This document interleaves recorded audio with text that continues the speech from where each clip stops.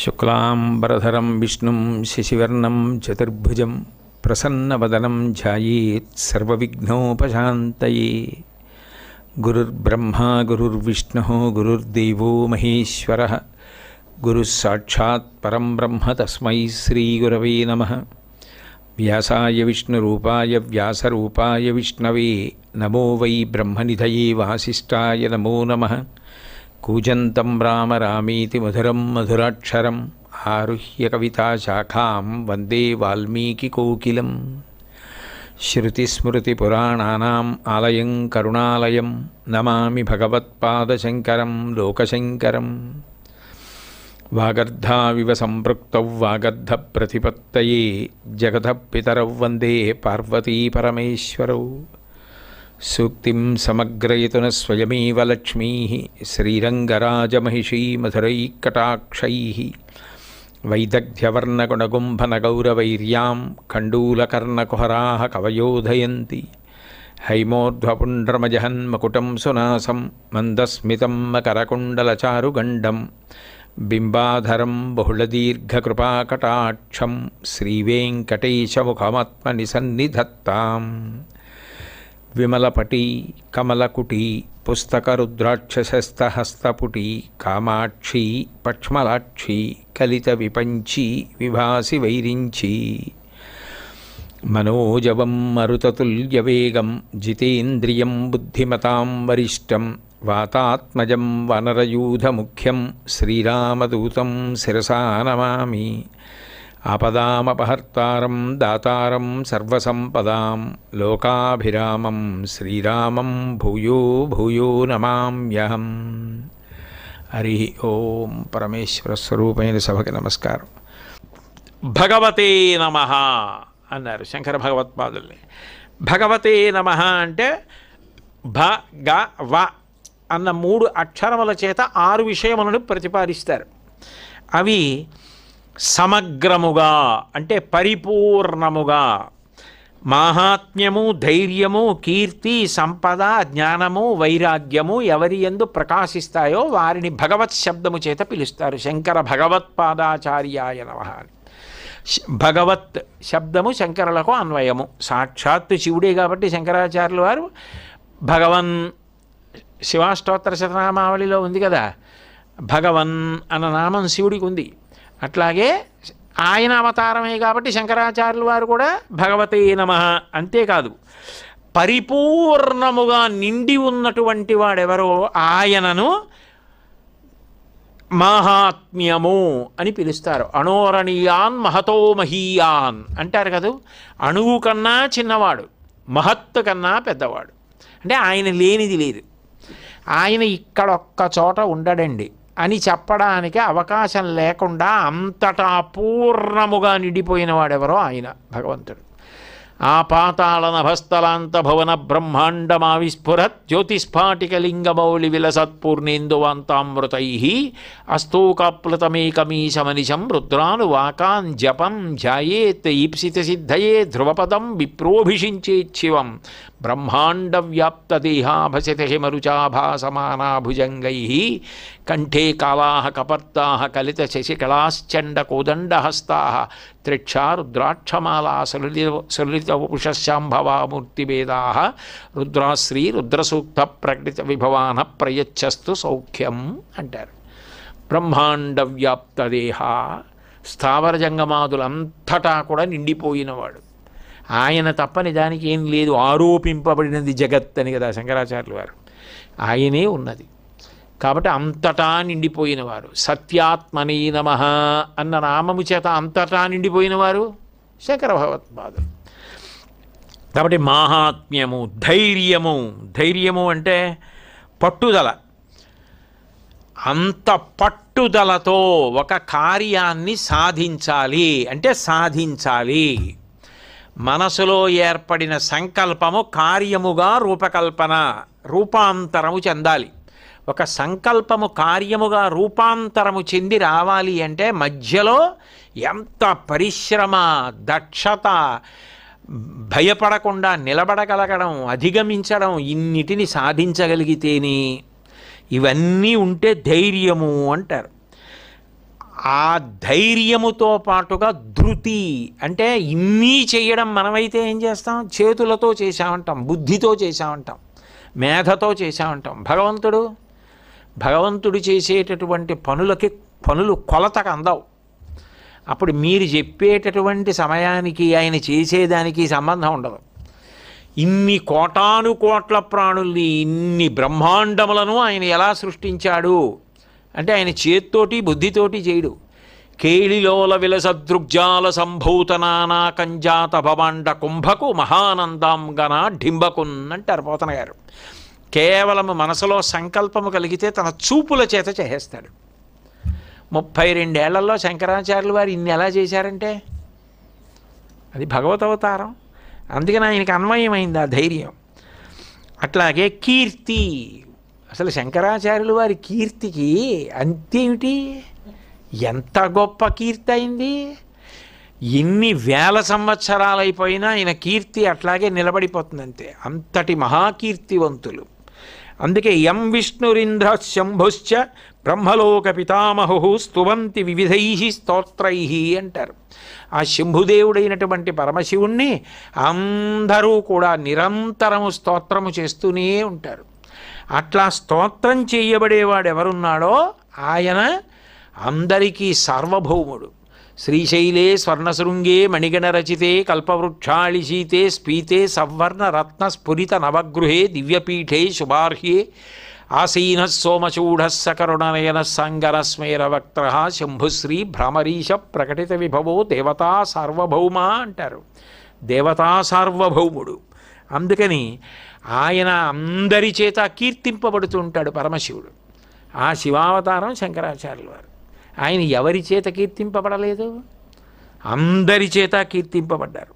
సంపద, ఆయన కానిది ఏదైనా ఉంటే ఆయనది కాని సంపద ఒకటి ఉందని చెప్పాలి. ఆయన కానిది ఏముంది? శివుడు కానిది ఏముంది? పోతన గారు భాగవతంలో అంటారు, అగ్నిముఖంబు పరాపరాత్మకమాత్మ కాలంబు గతి రత్నగర్భపదము శ్వశనంబు నీయూర్పురసన జలేషుండు దిశలు కర్ణంబులు దివము నాభి సూర్యుండు కన్నులు శుక్లంబు సలిలంబు జఠరంబు జలధులు చెదలు శరము సర్వౌషధులు రోమచయ్యము శల్యంబు లద్రులు మానసమృతకరుండు ఛందములు ధాతువులు ధర్మసమితి హృదయం ఆస్యపంచకముపనిషదాహ్వయంబైన నీరూపు సరసత్వమై శివాఖ్యయై స్వయంజ్యోతి అయ్యొప్పు ఆజ్యమగుచు అంటారు. అంతా ఆయనదే. ఆయన కానిది ఏదైనా ఉంటే కదూ అదే ఆత్మస్వరూపంగా అహం బ్రహ్మాస్మి తత్వమసి ఈ మహావాక్యముల చేత ఆత్మస్వరూపంగా నిలబడినటువంటి శంకర భగవత్పాదుల యొక్క సంపదకి పరిమితి ఎక్కడుంది? అందుకని సంపద, జ్ఞానము, అసలు జ్ఞానం అన్నది ఇచ్చేవాడు ఎవరైనా ఉంటే శివుడే. జ్ఞానదాత మహేశ్వర అని శివార్చన చేసిన వాళ్ళు, శివుణ్ణి నమ్ముకున్న వారికి జ్ఞానమునకు లోటు ఉండదని. అంతటి జ్ఞానప్రదాత సాక్షాత్ ఆ శివావతారం శంకరాచార్యులు వారు. ఈశాన సర్వ విద్యానాం ఈశ్వర సర్వభూతానాం బ్రహ్మాధిపతి బ్రహ్మణోధిపతి బ్రహ్మ శివో మే అస్తు సదాశివోం అంటుంది వేదం. ఈశాన సర్వ విద్యానాం, సకల విద్యలకు ఆయన ఈశ్వరుడు. అందుకే నటరాజుగా ఉంటాడు. అసలు శబ్దములన్నీ కూడా ఆయన యొక్క ఢమరుకంలోంచి వచ్చాయి. అంతటి మహానుభావుడు. అటువంటి పరమశివుడు సకల విద్యలకు కూడా చక్రవర్తి. అటువంటి పరమశివుడి యొక్క అవతారమైన శంకరాచార్యులు వారు ఇక చెప్పేది ఏముంటుంది? కాబట్టి జ్ఞానమునకు ఆయన సమస్తము. వైరాగ్యము అంటే అన్నిటి మీద అనురక్తి పోయినవాడు అని కాదు అర్థం. వైరాగ్యము అంటే ఏ కోరిక లేనివాడు. అన్నీ తానైపోయిన వాడికి ఇంకా మళ్ళీ తాను కానిది ఏమైనా ఉంటే తాను కావాలి, తను పొందాలని కోరిక. తను కానిదే లేదు. ఆత్మగా అంతటా వ్యాప్తి చెంది అన్నీ అయి ఉన్నవారు, అద్వైత భావన. కాబట్టి ఇంకా ఆయన తాను ఇది పొందాలన్న ఆలోచన ఏ ఉంటుంది? ఉండదు. అందుకని లోకమునందంతా తిరుగుతూనే ఉంటారు, కానీ దేని యందు అనురక్తి ఉండదు. ఆయనే వైరాగ్య ప్రకరణం అని ఒక ప్రకరణాన్ని ఇచ్చారు. ఆ వైరాగ్య ప్రకరణంలో వైరాగ్యం ఉన్న వ్యక్తి ఎలా ఉంటాడో చెప్పారు. ఉదాహరణ చెప్తూ పరగృహ గృహిణీ పుత్ర ద్రవిణానామాగమే వినాశేవా ఖరితౌ హర్ష విషాదౌ కిం వాస్యతాం క్షణం స్థాతు అన్నారు. ఎవరో ఒక వ్యక్తి రహదారి మీద అలా నడిచి వెళ్ళిపోతున్నాడు. ఏదో ఇంటి ముందు ఒక్క క్షణం ఆగాడు. అలాగే ఒక్క క్షణం ఆగి ఇలా అటు ఇటు చూడడంలో ఆ ఇంట్లోకి చూశాడు. ఆ ఇంట్లో యజమాని కనబడ్డాడు, భార్య కనపడింది. వాళ్ళిద్దరూ ఏదో డబ్బు భర్త భార్యకి ఇస్తున్నాడు. కొడుకు కూతురు పక్కన నిలబడి నాన్నగారండి ఎక్కడికో వెళదామండి అని అడుగుతున్నారు. ఆ ఇంటి వంక చూశాడు. ఇప్పుడు ఆయనకి ఆ ఇంటి యజమాని యోగక్షేమాల గురించి కానీ, ఆయన భార్య యోగక్షేమాల గురించి కానీ, ఆ పిల్లల యోగక్షేమాల గురించి కానీ, ఆ ఇంటి యోగక్షేమం గురించి కానీ ఓ క్షణం ఇంటి ముందు నించున్నవాడికి ఏమైనా అనురక్తి ఉంటుందా? ఏముంటుంది? చూశాడంతే, వెళ్ళిపోతాడు. చూసినా ఏ కోరిక లేదు. అది వైరాగ్యం. అలా ఉండగలిగితే వైరాగ్యం అన్నారు శంకరాచార్యులు గారు. అంటే దేనిని చూసినా దేని యందు అనురక్తి లేదు. అటువంటి వైరాగ్య సంపన్నులు. కాబట్టి భగవంతుని లక్షణం ఏమిటో అదే శంకరాచార్యులు వారి లక్షణం. కాబట్టి ఇప్పుడు ఆయన కన్నా భగవతే నమః అన్న మాట అన్వయం ఎవరికి అవుతుంది? ఆయనకే అన్వయం అవుతుంది. కాబట్టి భగవతే నమః 55, 56 పక్క పక్కనే 2 నామాలు ఉన్నాయి. ఇందులో ఒకటి భారతీ జేత్రే నమః, 56వ నామం శ్రీ శారదాహ్వాన పండితాయ నమః. ఈ 2 పక్క పక్క నామాలు. ఈ 2 నామాలకి యథార్థానికి వ్యాఖ్యానం ఒక్కలా కలిపి చెప్పినప్పుడే దానికి బాగా సమగ్రత వస్తుంది. వినేవారికి కూడా అంటే తెలియదని కాదు నా ఉద్దేశ్యం, బాగా విషయం అర్థం అవడానికి అవకాశం ఏర్పడుతుంది. శంకరాచార్యుల వారి జీవితంలోనే ఒక అద్భుతమైనటువంటి విషయం ఏది అంటే, జంబూద్వీపం కస్యతే స్యాం పృథివ్యాం తత్రాప్యేతన్మండలం భారతాఖ్యం కాశ్మీరాఖ్యం మండలం తత్ర శస్తం యత్రాస్తే సౌ శరదావగధీశౌ అన్నారు. యావత్ ప్రపంచం, ఈ భూమండలం చాలా చాలా గొప్పది అన్నారు. ఎందుకు భూమండలం గొప్పది అంటే దీనికి మర్త్యలోకమని పేరు. ఇక్కడికి వచ్చినటువంటి వాళ్ళు 3 తెరగలో వెళ్ళిపోగలరు. ఒకటి బాగా పుణ్యం చేసుకుని దేవతల పదవుల్లో కడతారు. లేదు, బాగా పుణ్యము చేసి దాని మీద అనురక్తి లేక ఇంకా మంచి కర్మలు చేసి మోక్షం వైపుకి వెళ్ళాలని కోరుకుంది. వచ్చే జన్మలో ఇంకా బాగా శాస్త్రం చదువుకుని ఇంకా బాగా అనుష్ఠించడానికి వీలుగా అటువంటి తండ్రి కడుపున పుట్టి తండ్రి గురువై నడిపించేటటువంటి స్థితికి వెళ్ళిపోతారు. కాబట్టి ఒక్కొక్కసారి మహాపురుషుడికి భార్య కావచ్చు, అటువంటి ఆయనకి భార్య అయిన కారణం చేత తరించిపోతారు. కాబట్టి అటువంటి భూమండలంలో అంత గొప్పది, దేవతా పదవులకు వెళ్ళచ్చు, మోక్షాన్ని పొందచ్చు, మళ్ళీ మనిషిగా పుట్టచ్చు, పాపం చేసి తిరియక్కైపోవచ్చు, ఏదైనా అవడానికి అవకాశం ఇక్కడే. అంత గొప్పది మర్త్యలోకం. మళ్ళీ ఈ మర్త్యలోకంలో చాలా చాలా గొప్పది జంబూద్వీపం. జంబూద్వీపం ఎందుకని? జంబూద్వీపే భరతవర్షే భరతఖండే. ఈ ద్వీపంలోనే పూజగది ఉంది. యావత్ ప్రపంచానికి పూజగది భారతదేశం. కాబట్టి అటువంటి జంబూద్వీపంలో తత్రాప్యేతన్మండలం భారతాఖ్య, భారతదేశం ఉంది. భారతదేశం కర్మభూమి, వేదభూమి, జ్ఞానభూమి, యజ్ఞభూమి. విశేషించి యావత్ ప్రపంచానికి పూజామందిరం. మన ఇంట్లో పూజామందిరంలో పూజ చేసుకుని ఇల్లు మన వాళ్ళు అందరూ సంతోషంగా ఉండడానికి కారణమైనట్లే భారతదేశంలో జరిగేటటువంటి యజ్ఞయాగాది క్రతువులు, తపస్సు, అనుష్ఠానము, ఉపాసన, శాస్త్రవిహితమైన నడవడి, వీటన్నిటి చేత యావత్ ప్రపంచం సౌఖ్యంగా ఉంటుంది. అంత గొప్పది భారతదేశం. మళ్ళీ అంత గొప్ప భారతదేశంలో చాలా చాలా గొప్ప ప్రాంతం కాశ్మీరాఖ్యం, కాశ్మీర దేశం. ఎందుకనంత గొప్పది? కాశ్మీరాఖ్యం మండలం తత్ర శస్తం యత్రాస్తే సౌ శారదావగధీశౌ. అక్కడ శారదాదేవి కొలువయ్యుంది. శారదాదేవి కొలువై ఉండడమే కాదు, అక్కడ సర్వజ్ఞ పీఠం ఉంది. ఆ సర్వజ్ఞ పీఠం ఎక్కడైతే ఉందో అక్కడ 4 ద్వారములు ఉన్నాయి. తూర్పు ద్వారం, పశ్చిమ ద్వారం, ఉత్తర ద్వారం, దక్షిణ ద్వారం.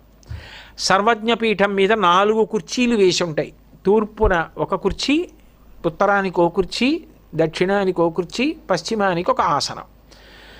ఈ దేశపు 4 దిక్కుల నుంచి, భారతదేశం 4 దిక్కుల నుంచి కూడా సర్వజ్ఞత్వం అంటే ఇక తిరుగులేదు. ఇక ఆయనకి తెలియని విషయం లేదు, ఆయనకి తెలియని శాస్త్రం అన్నది లేదు అన్న స్థాయిని పొందిన వారైతే ఆ తలుపు తెరుచుకొని లోపలికి వెళ్ళి ఆసనం మీద కూర్చుంటారు. అలా అందరూ వెళ్ళి కూర్చోరు. అలా వెళ్ళి కూర్చునే ముందు ఆయనతో ప్రతివాదం చేయడానికి చాలామంది ఉంటారు. ఆయన వాళ్ళందరినీ గెలిచి వెళ్ళి కూర్చోవాలి. ఆ సర్వజ్ఞ పీఠం మీద తూర్పు ద్వారం తెరవబడింది, అంటే తూర్పు ద్వారం నుంచి వెళ్ళి కూర్చున్నారు. పశ్చిమ ద్వారం తెరవబడింది, వెళ్ళి కూర్చున్నారు. ఉత్తర ద్వారం తెరవబడింది, వెళ్ళి కూర్చున్నారు. దక్షిణ ద్వారం తెరవబడలేదు అసలు. అంటే దక్షిణాత్యులు దక్షిణం వైపు నుంచి వెళ్ళి సర్వజ్ఞ పీఠాన్ని అలంకరించేటటువంటి సర్వజ్ఞుడైనటువంటి వ్యక్తి లేడు.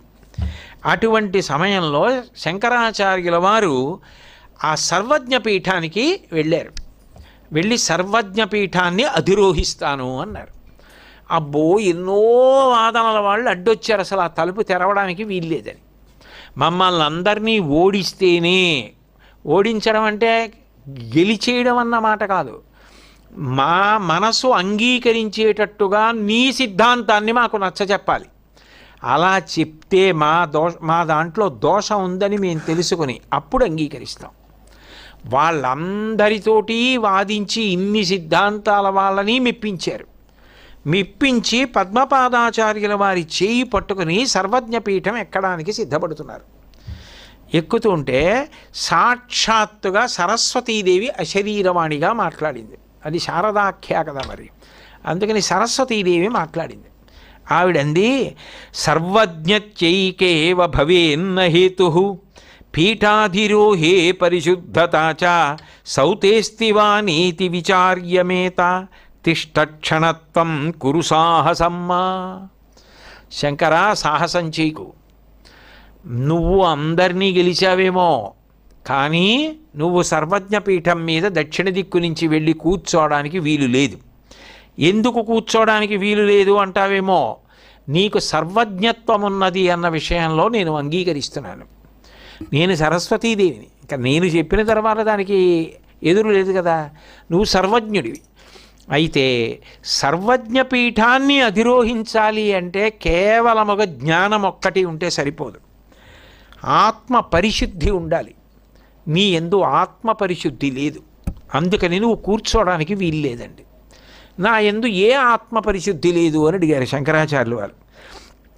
త్వనంగన సముపభుజ్య కళా రహస్య ప్రావీణ్యభాజనమభూర్యతి ధర్మనిష్ఠ ఆరూఢుమీదృశపదం కథమర్హతాతే సర్వజ్ఞతేవా విమలత్వమాపీహ హేతు. నువ్వు ఆ పీఠాన్ని ఎక్కడానికి వీలు లేదు అని నేను ఎందుకంటున్నానంటే, అమరుక మహారాజు గారని ఒక మహారాజు గారు మరణిస్తే ఆయన శరీరంలోకి నువ్వు పరకాయ ప్రవేశం చేసావు శంకర. ప్రవేశించి ఆయనకి అనేక మంది భార్యలు ఉన్నారు. నువ్వు ఆ భార్యలందరితో కలిసి కామకళాశాస్త్రాన్ని అభ్యాసం చేశావు. వాళ్ళతో కలిసి నువ్వు అనుభవాన్ని పొందావు. అనుభవాన్ని పొందింది దేనికి అంటే, నువ్వు కామకళా రహస్యములను తెలుసుకున్నావు. తెలుసుకుని ఆయన శరీరంలోంచి బయటికి వచ్చేసి మళ్ళీ నీ శరీరంలోకి ప్రవేశించావు. కాబట్టి నీకు ఆత్మశుద్ధి లేదు. నువ్వు సన్యాసివి కదా, సన్యాసి వయ్యుండి నువ్వు రాజుగారి శరీరంలోకి వెళ్ళి అక్కడ రాజుగారి భార్యలతో ఎలా రమించావు? అందుకని నీకు ఆత్మశుద్ధి లేదు, కాబట్టి నువ్వు సర్వజ్ఞ పీఠారోహణం చెయ్యడానికి అనర్హుడివి. కాబట్టి నేను అంగీకరించను అని. అసలు అలా ఎందుకు జరిగింది? అసలు దాని వెనక ఉన్నటువంటి మర్మం ఏమిటి, రహస్యం ఏమిటి అంటే, చతుర్ముఖ బ్రహ్మగారు శంకరాచార్యుల వారి అవతారం వస్తున్నటువంటి సమయంలో మండనమిశ్రుడిగా వచ్చారు. చతుర్ముఖ బ్రహ్మగారి యొక్క ధర్మపత్ని కదా సరస్వతీదేవి, ఆవిడ ఉభయ భారతిగా వచ్చింది. వాళ్ళిద్దరూ వచ్చి ఉత్తర భారతదేశంలో ఉండి కర్మవాదం, మీమాంస, పూర్వమీమాంస, కర్మచేత మోక్షమును పొందవచ్చు అని. శంకరాచార్యుల వారి అవతారం జ్ఞాన మార్గం, వేదాంతం, ఉపనిషత్తు ఉంది, అది కూడా అన్వయం అవ్వాలంటారు శంకరులు. శంకరాచార్యుల వారు మండనమిశ్రుడి ఇంటికి వాదనకి వెళ్ళారు. ఇప్పుడు నేను ఆ ఘట్టం అంతా వివరించను, కానీ ఆయన ఇంటి చూరులోంచి కిందకి దిగారు. ఎందుకంటే షట్చక్ర భేదనం చేసిన వాళ్ళని ఆయా భూతములు ఏం చెయ్యవు, పృథివీ చక్రం మూలాధార చక్రం దాటితే భూమి అడ్డు పెట్టదు ఇంకా. అందుకని వాళ్ళు అలా రాగలరు యోగశక్తి చేత. వచ్చారు, ఆయన తద్దినం పెడుతున్నాడు. ఆయనకి కర్మ మార్గం దాటిపోయిన వాళ్ళంటే ఇష్టం ఉండదు. అందుకని ముండి అని పిలిచాడు. బోడిగుండుతో వచ్చావు నువ్వెవరన్నాడు. నాకు వాదభిక్ష కావాలంటే వ్యాసుల వారు మాట్లాడమన్నారు. అంటే వ్యాసుల వారు చెప్పారని శంకరాచార్యుల వారితో వాదనకి దిగాడు మండనమిశ్రుడు. అయితే ఇద్దరి మధ్య ఎవరు న్యాయమూర్తిగా ఉండవలసిన వారు అంటే ఆ రోజుల్లో భారతదేశంలో శంకరాచార్యుల వారు మండనమిశ్రుడు మాట్లాడుకుంటే తీర్పు చెప్పాలి అంటే మండనమిశ్రుడి భార్యే చెప్పాలి, ఉభయ భారతే చెప్పాలి. అంటే అంత నిష్పక్షపాతం. ఒక స్త్రీ సరస్వతీదేవి కాబట్టి అంత విద్వాంసురాలు. అంటే స్త్రీ కూడా అంత బాగా చదువుకుని ఉండేవారు కూడా అప్పట్లో. ఆమె ఏం చేసిందంటే వీళ్ళిద్దరూ వాదనకి కూర్చుంటే నేను నా ధర్మం చేయొద్దు, మీరు కొంతసేపు వాదన చేసుకున్న తర్వాత ఆయన భిక్షకు వస్తాడు, మీరు భోజనానికి వస్తారు. మరి ఆయన గృహస్థు, ఆయన భోజనానికి వస్తాడు మండనమిశ్రుడు. శంకరాచార్యులు వారు సన్యాసి, భిక్షకు వస్తారు. మీ ఇద్దరికి భిక్షా భోజనం పెట్టాలంటే వండద్దు, మరి ఇంటి ఇల్లాలిగా నా కర్తవ్యం. అందుకని నేనేం చేస్తానంటే నా పనులు నేను చేసుకుంటూ మీలో ఎవరు గెలిచారో తెలుసుకోవడానికి 2 పుష్పమాలలు కట్టి ఇస్తాను. పుష్పమాలలు కట్టి ఇవ్వడం వెనక అంత గొప్ప శక్తి కూడా ఉంటుంది. 2 పుష్పమాలలు ఇస్తాను. ఒకటి శంకరాచార్యుల వారి మెడలోకి, ఒకటి మండనమిశ్రుడి మెడలోకి. ఎవరు బాగా వాదించలేకపోతే, ఎవరు ఓడిపోతే వారి మెడలో మాల వాడిపోతుంది. ఎవరు సత్యం మాట్లాడి ఎవరు నెగ్గితే వాళ్ళ మెడలో మాల నవనవలాడుతూ అలాగే ఉంటుంది అని నియమం పెట్టింది. కొన్ని రోజులు జరిగింది వాదన మండనమిశ్రుడికి శంకరాచార్యుల వారికి. క్రమక్రమంగా మండనమిశ్రుడి యొక్క మెడలోని పుష్పహారం వాడిపోయింది. శంకరాచార్యుల వారి మెడలో మాల మొదటి రోజు వేసింది ఎలా ఉంటుందో అలాగే ఉంది, నవనవలాడుతూ ఉంది. మండనమిశ్రుడు అంగీకరించాడు. నేను ఓడిపోయాను, మీ సర్వజ్ఞత్వాన్ని అంగీకరిస్తున్నాను, మీరు చెప్పింది పరమ సత్యం అని శంకరాచార్యుల వారి దగ్గర అంగీకరించి ఆయనకి నమస్కారం చేశాడు. అయితే ఈ వాదన మొదలుపెట్టే ముందు వాళ్ళిద్దరూ పందెం పెట్టుకున్నారు. అందులో శంకరాచార్యుల వారు ఏం చెప్పారంటే, ఒకవేళ ఏ కారణం చేతనైనా నేను మండనమిశ్రుడి చేతిలో ఓడిపోతే కాషాయాంబరం వదిలిపెట్టేస్తాను. మరి జ్ఞాన మార్గం కన్నా కర్మ మార్గం గొప్పదని నిరూపణం అయినట్టు కదా, కాషాయ వస్త్రాలు వదిలేస్తాను. గృహస్థు అన్న గుర్తుగా తెల్ల వస్త్రాలు కట్టుకుంటాను. శిఖాయజ్ఞోపవీతాలు స్వీకరిస్తాను. మండనమిశ్రుడు అన్నాడు, నేను ఓడిపోతే తెల్ల బట్టలు వదిలిపెట్టి కాషాయ వస్త్రం దండకమండలాలు తీసుకుని శిఖాయజ్ఞోపవీతాలు వదిలిపెట్టేస్తాను. శిఖాయజ్ఞోపవీతాలు లేవు అంటే గృహస్థాశ్రమం వదిలిపెట్టేసినట్టు. వదిలిపెట్టి సన్యాసాశ్రమం స్వీకరిస్తానన్నాడు. ఇద్దరూ పందెం పెట్టుకున్నారు. ఇద్దరూ వాదన చేశారు. మండనమిశ్రుడు ఓడిపోయాడు. ఇప్పుడు నియమం ప్రకారం మండనమిశ్రుడు ఏం చేయాలి? సన్యాసాశ్రమం తీసుకోవాలి. అప్పుడు ఆయన పేరు సురీశ్వరాచార్యులు వారు, శంకరాచార్యులు వారు ఇచ్చిన సన్యాసనామం. మండనమిశ్రుడికి సన్యాసం ఇచ్చే ముందు ఉభయ భారతి ఒక మాట అడిగింది. నువ్వు పూర్తిగా గెలవలేదు శంకరా అంది. ఎందుకు గెలవలేదు అన్నారు శంకరాచార్యుల వారు. భార్య భర్త యొక్క శరీరంలో అర్ధభాగం, అంగీకరిస్తావా అంది. అంగీకరిస్తాను. గృహస్థాశ్రమంలో భార్య భర్తకి సగభాగం, అంగీకరిస్తాను. మరి అయితే నువ్వు సగభాగాన్నే గెలిచావు, మిగిలిన సగం గెలవలేదుగా, నన్ను గెలవలేదుగా, నాతో వాదించమంది. అంటే శంకరాచార్యులు వారు అన్నారమ్మా, నీకు నియమాలు తెలుసు, నేను సన్యాసిని, నువ్వు స్త్రీవి, నీతో నేను వాదించడం మర్యాదతో కూడిన విషయం కాదు. గృహస్థ అయితే వాదించవచ్చు, సన్యాసి అట్లా వాదించకూడదు. అందుకని వద్దమ్మా అన్నారు. అంటే ఆవిడంది, నువ్వు అలా ఎందుకు మాట్లాడుతున్నావు, అలా మాట్లాడడానికి వీల్లేదు. ఎందుకంటే పూర్వం యాజ్ఞవల్కుడు గార్గితో వాదించాడు, స్త్రీ అయితేనే, ఆమె మహాతత్వవేత్త. అట్లాగే జనక మహారాజు సులభాయోగిని అన్న ఒక యోగినితో మాట్లాడాడు. వాళ్ళకి లేని అభ్యంతరం నీకెందుకు వచ్చింది? పైగా నేనెవరో నీకు తెలుసు, సరస్వతీదేవి. అందుకని నాతో కూడా వాదించినప్పుడే నీ సర్వజ్ఞత్వం, నన్ను కూడా ఓడిస్తేనే మా ఆయన ఓడినట్టు సన్యాసం, లేకపోతే ఒప్పుకోనంది. శంకరాచార్యుల వారికి అర్థమైంది, ఓహో సరస్వతీదేవిని కూడా ఓడించగలిగిన సర్వజ్ఞుడు శంకరాచార్యుల వారిని నిరూపణం చేయాలనుకుంటోంది. ఆ తల్లి నన్ను అనుగ్రహించాలనుకుంటోందని శంకరులు అన్నారు. అమ్మ అయితే తప్పకుండా వాదిస్తాను నీతోటి అన్నారు. ఇద్దరు కూర్చున్నారు. ప్రశ్న వెయ్యమ్మా అన్నారు. పూర్వపక్షం అంటారు, ముందు మాట్లాడాలి. ఏం ప్రశ్న వేస్తావు వేయమన్నారు. అంటే ఆవిడంది, కళాహ కియంత్యో వద పుష్పధన్వ కిమాత్మికా కించ పదం సమాశ్రితా పూర్వే చ పక్షే కథమన్యదా స్థితి కథం యువత్యాం కథమేవ పురుషే అంది. శుక్లపక్షంలో కృష్ణపక్షాల్లో స్త్రీ పురుషులలో కామకళలు ఏ విధంగా ప్రవర్తిస్తాయి, ఆ కళలు ఇన్ని, వాటి స్వరూపం ఏమిటి, అవి ఏ ఏ స్థానముల యందు నిలబడతాయి, ఇవి నాకు చెప్పండి. ఆయనకి ఏం తెలుసు? ఆయన బ్రహ్మచారిగా సంజసించిన వారు. ఆయనకి కామకళాశాస్త్రం ఆయనకి ఏమి తెలియదు. ఆయనకి అసలు గృహస్థాశ్రమంలో లేరు.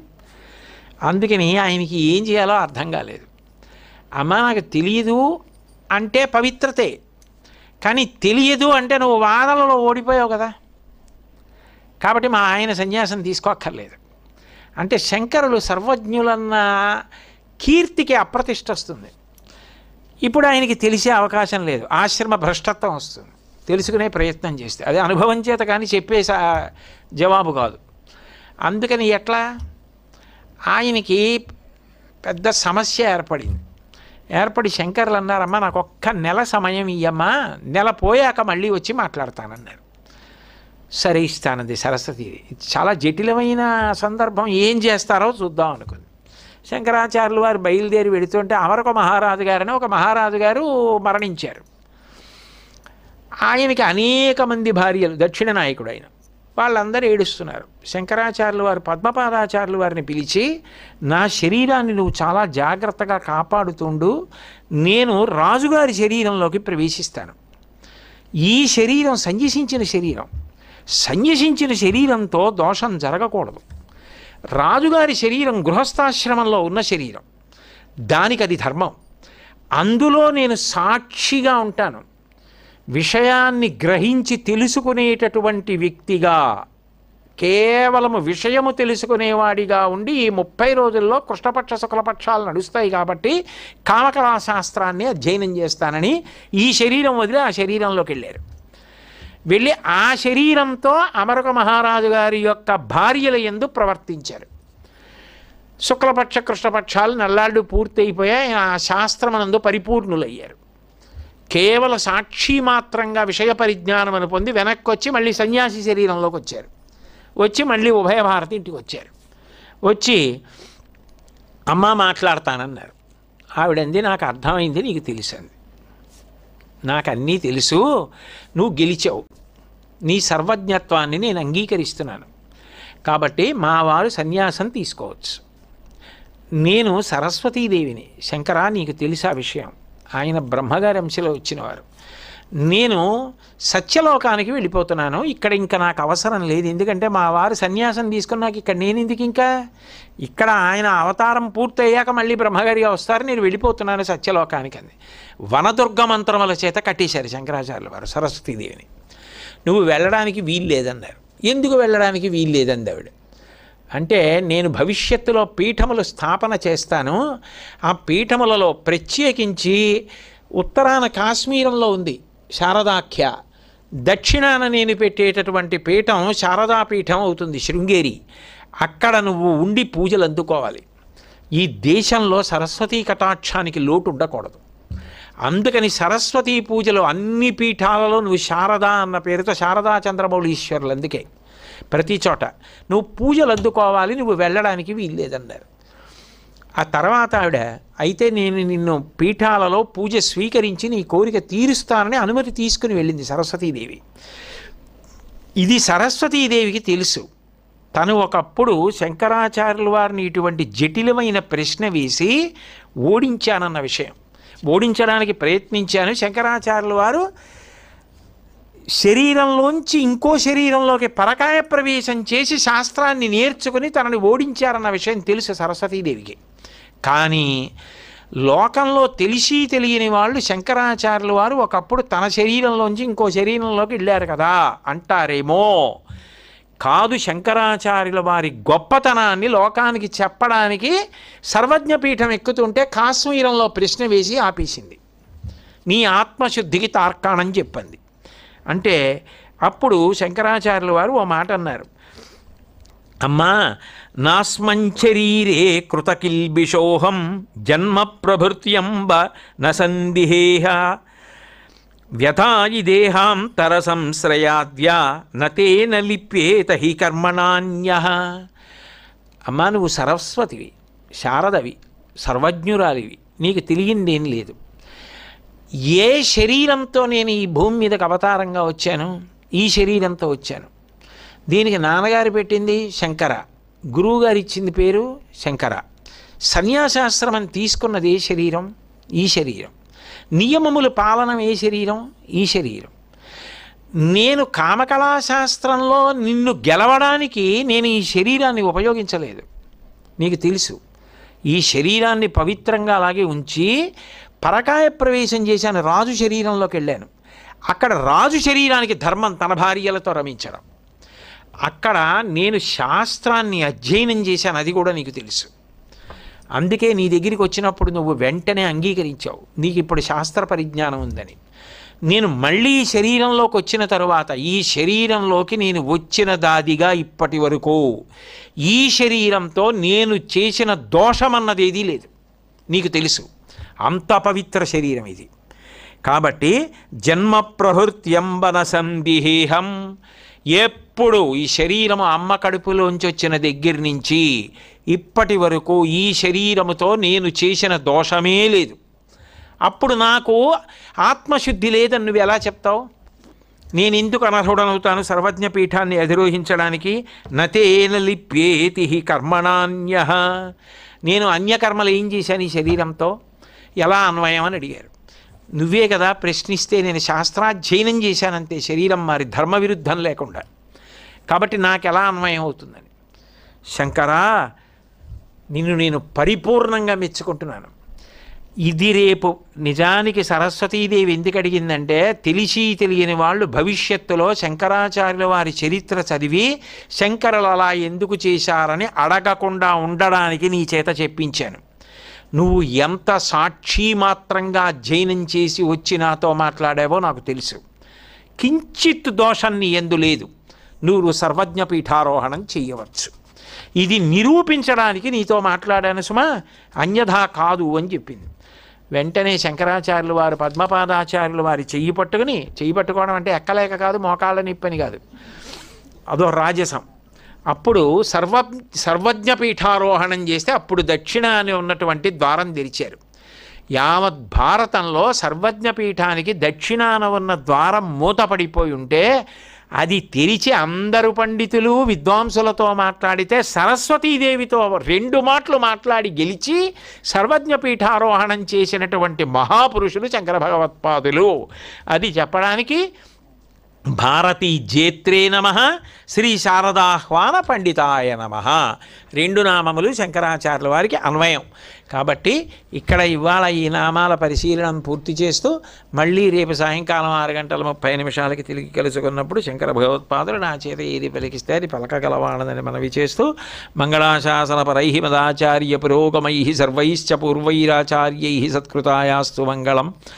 మంగళం కోసలేంద్రాయ మహనీయ గుణాత్మనే చక్రవర్తి తనూజాయ సర్వభౌమాయ మంగళం.